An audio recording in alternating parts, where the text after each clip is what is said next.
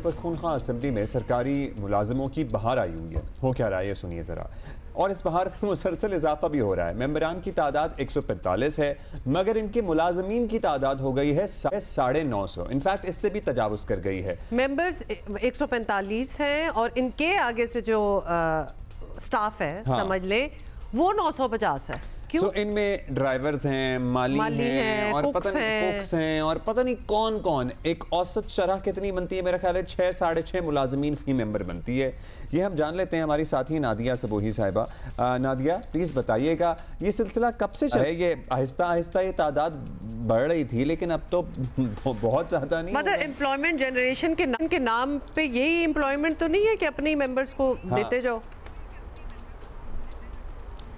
अच्छा, आपने बहुत सारे सवाल मुझसे किए और ख़ुद ही जवाब दे दिए। बिल्कुल 2013 से खैबर पख्तूनख्वा में पीटीआई की हुकूमत है और जब से अब तक पीटीआई ने बहुत सारे ऐसे लोगों को जो उनके वोट बैंकर्स थे या जो उनके कारकुनान थे उनको असम्बली में, खैबर पख्तूनख्वा असम्बली में भर्ती किया है।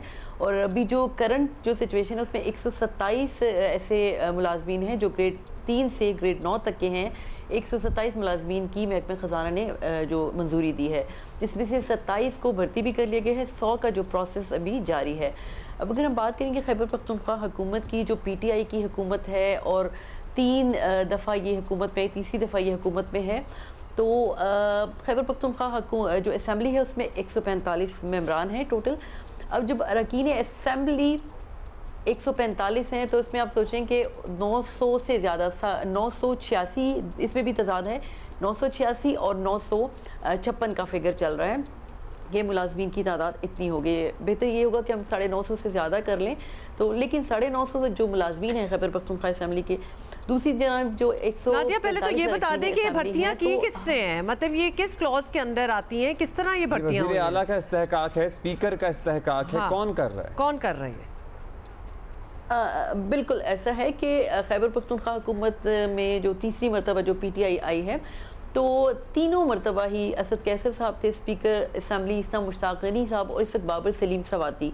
तो स्पीकर का इस्तेहकाक है और स्पीकर ने ही अपने उस पर इनको भर्ती किया है। और ये जो फ़ौज इन्होंने भर्ती की है इसमें ज़्यादातर ऐसे हैं जो शायद काम भी नहीं करते, क्योंकि 145 अरकान असम्बली के लिए अगर आप अंदाज़ा लगाएं एक फार्मूले के तहत तो 950 जो मुलाजमीन खैबर पख्तूनख्वा असम्बली के में हर असम्बली के रुकन के हिस्से में 6.5 जो मुलाजमीन आते हैं। तो ये बहुत ज़्यादा है। हर असम्बली मेंबर जो है ये अपने ही लोगों को अपने साथ भर्ती कराता होगा?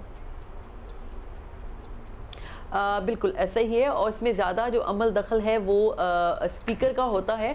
और स्पीकर जो अपने जो अरकान हैं उनको खुश करने के लिए जो अरकान असम्बली हैं उनकी मुशावरत से करते हैं। लेकिन इसमें एक और जो चीज़ है वो ये है कि तीनों स्पीकर जो थे अपने वक्त के और जो करंट अभी जो मौजूदा हैं उन्होंने जो मजमूई तौर पे 950 से ज़्यादा मुलाजमीन भर्ती कर लिए हैं। तो उस पर बहुत ज़्यादा आवाज़ भी उठाई गई इसके ख़िलाफ़, अपोजिशन ने भी आवाज़। उसमें आज़म सवाती जो हैं पीटीआई के हैं, उन्होंने भी कोई इंक्वायरी के लिए बात की थी, कोई रिपोर्ट जमा कराई थी, कोई हक़ाइक़ सामने लेके आए थे जिस पर एक इंक्वायरी हुई। और इंक्वायरी में भी बात सामने आई है कि वाकई जो खैबर पख्तूनख्वा असम्बली है उसमें जो मुलाजमीन हैं भर्ती किए गए वो बहुत ज़्यादा हैं अरकान असम्बली की तादाद की निस्बत। उनको जो ऑपोजिशन ने भी नादिया प्रोटेस्ट की है, इंक्वायरी भी हुई है। इन अ नटशेल ये बता दें कि कुछ रिवर्स होगा इसमें कि नहीं? ऐसा कुछ भी देखने को नहीं मिल रहा और ना ही होने को जा रहा है, क्योंकि जो इंटरनल कमेटी है, एहतसाब कमेटी जो है खैबर पख्तूनख्वा में पीटीआई की, उसमें भी जो इंक्वायरी रिपोर्ट दी है तो उसमें बड़े वाज़ेह अल्फाज में कहा गया कि ये इस्तेहकाक स्पीकर का है। हम उनको ये नहीं कह सकते कि ये भर्तियां वापस की इंटरनल अकाउंटेबिलिटी रिपोर्ट भी है जिसमें इस सारे मामले पे सवाल आए गए हैं। Will leave it at that and मतलब आप खुद ही समझ लेंगे ये क्या हो रहा है। अच्छा।